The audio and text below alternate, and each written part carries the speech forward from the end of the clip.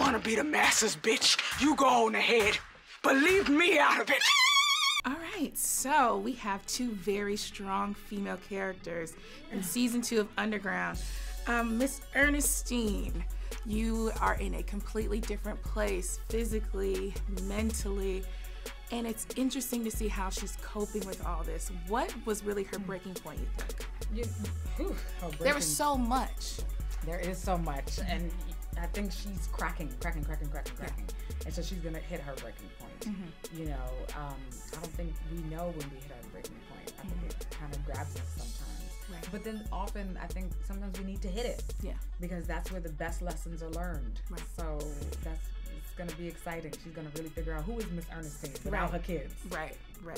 So it's very exciting to see that Elizabeth has changed. She is like a full-blown abolitionist with a gun. What is there a moment for her when it all changed? Was it when she was hiding Boo? Was there something that just made it all click for her? In the first season, I mean, yeah, this stuff with Boo, I think really gave it that heart. That undeniable connection. But I think the first season she knew by the end of it, like, they were willing to risk everything to commit to this life. And so the second season is taking that to the next level for Elizabeth as a woman as well, and a woman in this world, what that means.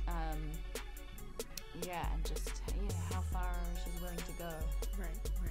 So with Miss Ernestine, I thought it was really interesting to see that we got to see her cope with some of the issues that she had, and she turned to drug use.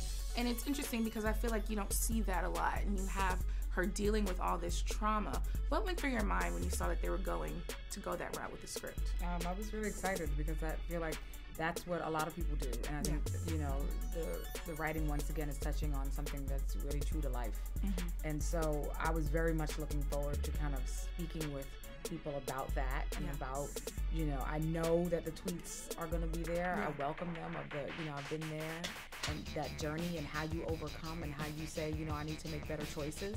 That's a huge tragedy. I mean, they hung her son. Yeah.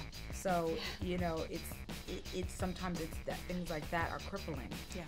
And so to not stay at rock bottom, or to watch someone and say, wow, if this person can kind of navigate that and come out, maybe I can. Right.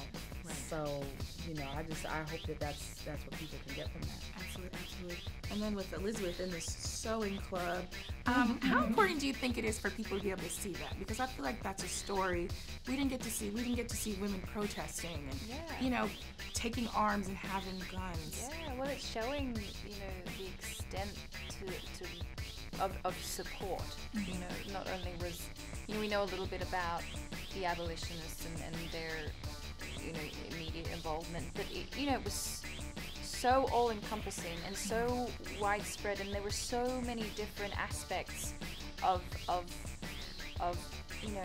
activism and of creating change. There are women who just need to get a message communicated to people who don't have access to that, about spreading the word. The sewing circle, they're incredible. The women, black, white, they're doing their bit, whatever their bit may be. There are always people doing their bit, which is it's nice to kind of show these other characters involved in the world. I look forward to watching it. Thank you so much. Thank you.